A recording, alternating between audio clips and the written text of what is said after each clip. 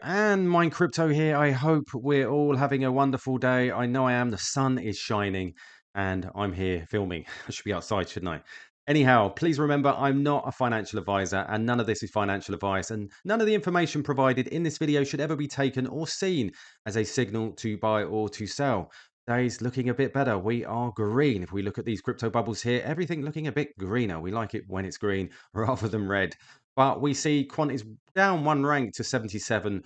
Market cap still under that 1 billion mark with a low volume of around 10 or 11 million dollars. Current price just sitting below that $80 mark, slowly trying to break above it. Hopefully, we'll see that over the coming days. But remember, I don't really worry about price movement in some respects. I suppose I only talk about it just for those that really do care. But today's going to be a slightly different subject about holding quant, and those that have conviction or those that have done their research are probably the only ones that will really hold quant at this stage, and probably will benefit from a price hike at some point in the future. So we look at the quant exchange reserves, and as we can see on the spot exchanges here, nothing's really changed. Slightly higher, but still ranging around that 250,000 mark on exchanges. And as I said before, that's like 2% of that's available to buy. But if we look at the overall exchanges, we can also see that it's below that 1.6 million mark. So again, just ranging. Now, as we saw yesterday, Quant had a flurry of texts, and slowly they are chipping away at the supply. We've seen 4 different transactions: CB text to private wallet of 1,074, then another at 1,284, then another at 1,071, and then another at 1,016. All to these private wallets, all have no outflows, only hold quant. Now, in my eyes, those could represent, this is what we speculate, license lockups.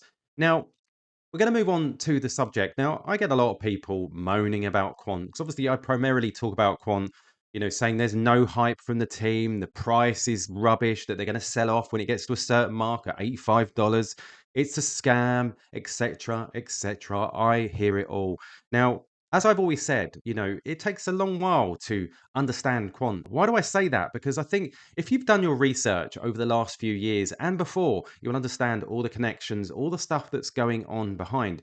Now, if you know all of that stuff, then you're going to build a conviction. So these prices or the lack of price movement shouldn't bother you if you've done your due diligence. Now, this is why a lot of new people that come in, like maybe 6 months ago, that haven't really seen what's gone on over the last year. So therefore, their conviction is a lot lower, especially when you're seeing coins move upwards so quickly. So therefore, being tempted to those coins, because all in all, it's about money, and these people, that's all they chase. Whereas for me, I've done so much research, and a lot of you have done the research. So therefore, your conviction to hold this coin is far greater than those who haven't. And that's a big, big thing. Now, with regards to Quant being a scam, now lots of people don't realize Quant is a limited company within the UK. We have to follow certain rules.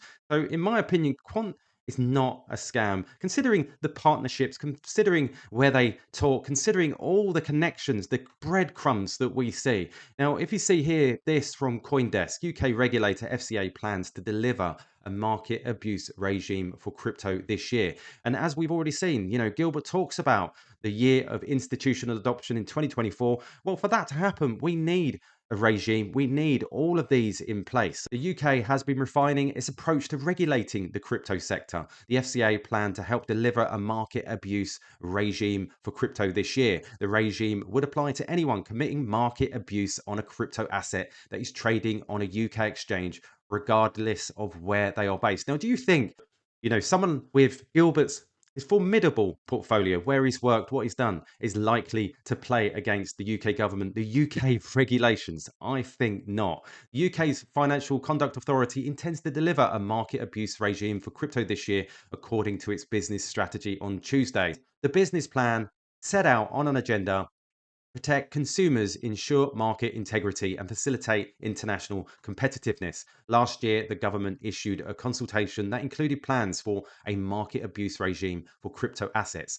The market abuse offences would apply to all persons committing market abuse on crypto asset that is admitted or requested to be admitted to trading on the UK crypto asset trading venue. The government said in its crypto consultation response in October, this would apply regardless of where the person is based or where the trading takes place. The proposed regime would, for example, require crypto exchanges to detect and disrupt market abuse behaviors.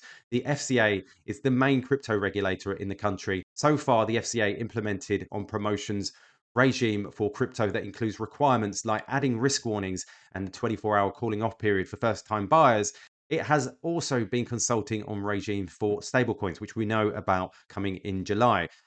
In its strategy for 2024 and 25, it also said it intends to recover £6.2 million of its costs for new regulation of stablecoins and wider regime, 200,000 for extending the financial promotions perimeter. So this is getting very, very interesting. Now, to call Quant a scam where it's actually based within the UK, I think not. I think they would have a lot of trouble. We would have already found out. This is why when people say, oh, Quant is dead, Quant's a scam, well, no, I don't think so.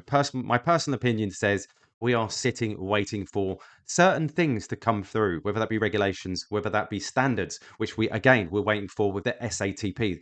So for me, it's not hard to see what's going on. So having done your research, you're more likely to hold this coin, having done extensive research behind what's actually going on within the crypto space, within the wider scope of the world.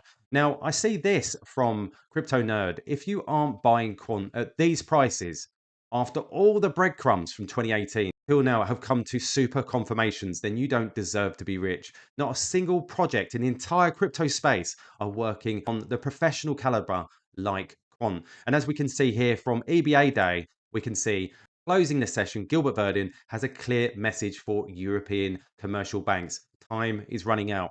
Come and talk to us to learn how to seize the lead. We've worked on the digital pound and the RLN.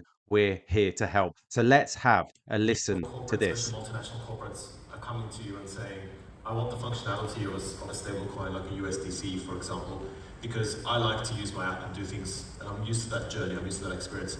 Can you offer that for my corporates? If you can't, I will go and use USDC. So there's a risk of losing customers to new entrants into the market, and if banks don't innovate, then those customers will use something that's been proven and already exists. And we're seeing a lot of those discussions with a lot of multinational corporates. But to integrate this into banks, having been worked in banking previously, as David said, it is very difficult, but the time is running out. CBDCs will come. They will be forced to be integrated into your environments. So you're better off starting today rather than waiting for a mandate for you to do it. There you heard, CBDCs will come. You'll be forced to do it, as Gilbert just said there. Now, I also see this from Tokenizer. Full transparency, he gives 0 Fs on what retail thinks of Quant. The technology was never catered towards us. It's always been for large F500 central banks, small and medium enterprises, etc. In return, why would their opinion matter? We've all seen what big names have said and done with Quant, from tech giants like IBM and Oracle to consortiums like InAtBar and Linux to central banks in the UK, Japan, and more. Those are opinions that matter. The main purpose of Quant is interoperability of data and assets across any network. It's not meant for you to trade meme coins or mint pictures or cartoon dogs. Could it benefit those use cases? Absolutely. Instead of a single chain DEX, you could build it to be accessible from multiple DLTs or legacy systems. Instead of traditional NFT on Ethereum or Solana, you could have it accessible across different chains and systems, as seen with Leox. But this is far from the focus of Quant. To be honest, they probably don't care for this stuff. I mean, why should they? It doesn't really create any economic value and fundamentally serves as another form of entertainment. On the other hand, connecting banking railways, unifying technologies, and standardizing communications benefits our globe as a whole. It isn't sexy or exciting relative to crypto. It's really, really boring. But if that's what ensures long-term use and adoption paired with actual utility, then that's what they'll do. This belief has nothing whatsoever to do with the price and everything to do with the fundamental use of blockchain. If you think the world of digital assets will look like the Wild West it does today, you're heavily mistaken. Obviously, I don't have a crystal ball to tell the future, but based on everything we've seen from governments to intergovernmental organizations, it's obvious. Quant doesn't just fit within their frameworks, it literally references them and their standards. How many crypto projects could say the same? Sure, price may not be exciting now, but at least I'm not worrying whether they'll be standing around in the next 5 to 10 years because of regulations or other issues. They've solidified themselves as DLT infrastructure for various government related efforts around the world. Much of retail believes quant will be vaporware or that it's failed because it's not mass seen in crypto. Enterprises and central banks are collaborating and including quant in their new innovations to CBDCs. He says it's pretty clear who I'd listen to. Follow the money. And I absolutely agree because this actually epitomizes what I've already been saying and what I've been saying for over the last year with regards to quant. You've got to look between the lines. There's so much going on. You've got to read what's going to happen in the future. And as Gilbert's already said, CBDCs are coming whether you want them or not. And this is just me getting in line. I don't like CBDCs because it makes you feel that they're controlling you. But I will get in line. I will hang off the coattails of these large institutions. And eventually it will come. Confidential says here, time is everything. Too soon, no traction. Too late, no problem to solve. Overledger and SATP were decades of preparation. He knew we needed ISO standards before a technical standard. The need forms the tech. Absolutely. And he said that here in 2021. Well summarized, the idea of inception was in 1997, stemmed from security, had a concern with fundamental insecure architecture of the internet. There was a better way to create a secure internet. Had to wait patiently for 20 years in my security career for Satoshi in 2008. Whoa. So we can see here also, this is really, really poignant because what he did first was go about the standards and then build the overledger to fit. Let's have a listen. We had to get it out of this experimental mode. And I guess the first stage for that was to really establish and found the ISO standard for blockchain. So this is TC307. So I did that in 2015. And the idea behind that was to create a way where we can have a mass collaboration to work on the technology at an international level. And that's what's happened. So now we've got 53 countries working together to standardize blockchain across the world. And that includes organizations, startups, government, enterprise, academia, everyone.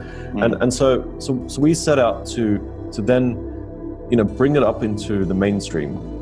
By standardizing the technology, we then built the platform. And so working on the ISO standards, we then built Overledger following that.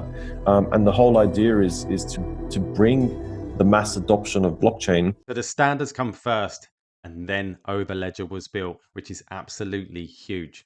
Now, I see this one last one from Confidential, plot twist. Quant is secretive about their enterprise blockchain success in private sector to prevent crypto community competitors from kicking in second gear with billions of retail funding fueled by hype. Absolutely.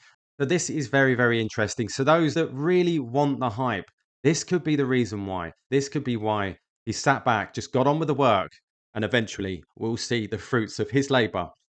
There you go, guys. Just a quick update. I hope you enjoyed this video. All the best, and I'll catch you later.